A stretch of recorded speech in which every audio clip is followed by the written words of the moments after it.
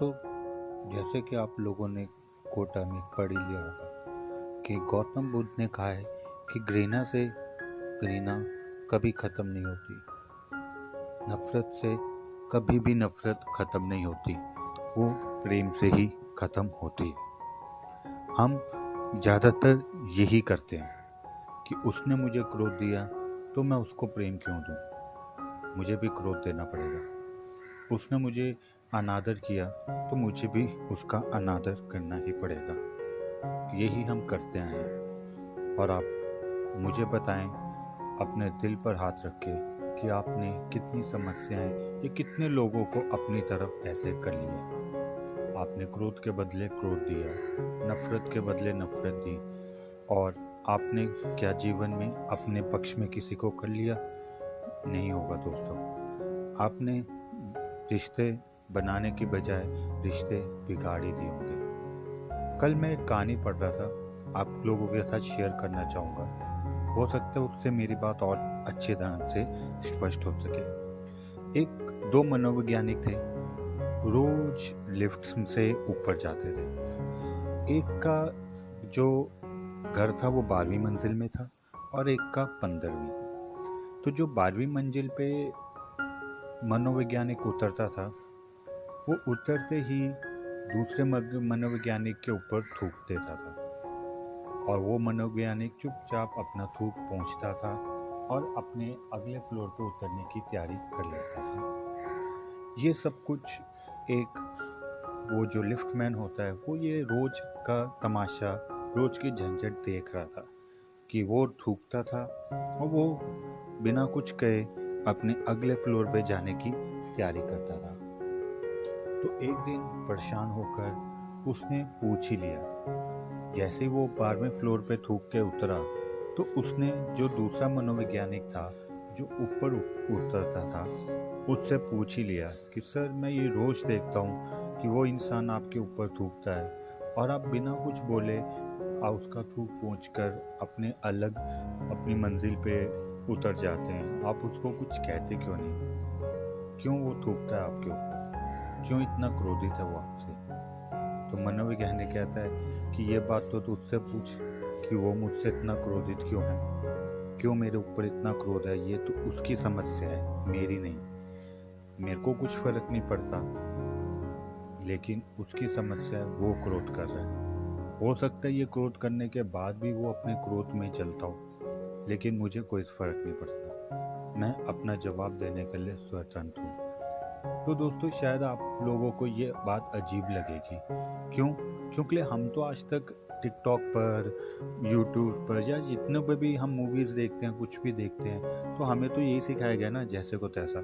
अगर तुम्हें कोई गाली देता है तो गाली दो, अगर तुम्हें कोई फ़ोन नहीं करता तो फ़ोन मत करो, अगर कोई तुमसे क्रोधित है तो तुम भी क्रोधित हो। तो हमारे मन में ये फीड कर दिया गया है कि जैसे को तैसा, जैसे को तैसा। लेकिन आप मुझे ये बात बताइए दोस्तों, कि ऐसा कर करके आपने कितने रिश्ते बना लिए या कितने रिश्ते आपने बिगाड़ लिए? मानता हूँ, आप जैसे को तैसा करेंगे, अहंकार को सुकून मिलेगा, लेकिन वो अहंकार को सुकून तो मिलता है, लेकिन वो रिश्ता हमेशा के लिए ख़त्म कर जाता है। तो दोस्तों, ऐसा कुछ करिए ना जिसमें आपकी आत्मा झलके, आप खुलकर कह सके कि यार, ये मैंने इसलिए किया क्योंकि मैं ये करना चाहता था। मैंने जैसे को तैसा नहीं, मैंने जैसे को जैसा दिया। जैसा मैं हूँ मैंने वैसा दिया, जैसे को तैसा नहीं दिया मैंने।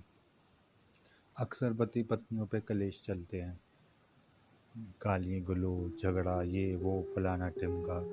लेकिन जैसे ही कुछ घटनाएं घटती हैं, कुछ होता है अनहैपनिंग, कुछ मृत्यु हो जाती है, तो वही पति या पत्नी उसके मरने पे रोने लग जाता है। बेशक वो जीवन भर लड़े हों, कभी प्रेम की बात ना की हो, लेकिन उसके मरते ही रोने लगते हैं। गजब की बात है दोस्तों, कि जिस इंसान से हमने सुख नहीं लिया, उससे हम दुख लेने को तैयार हो जाते हैं।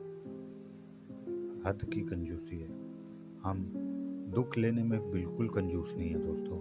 हम उनसे भी दुख ले लेंगे जिनको हम जानते नहीं, लेकिन हम उनसे भी सुख नहीं ले पाते जिनको हम जानते हैं।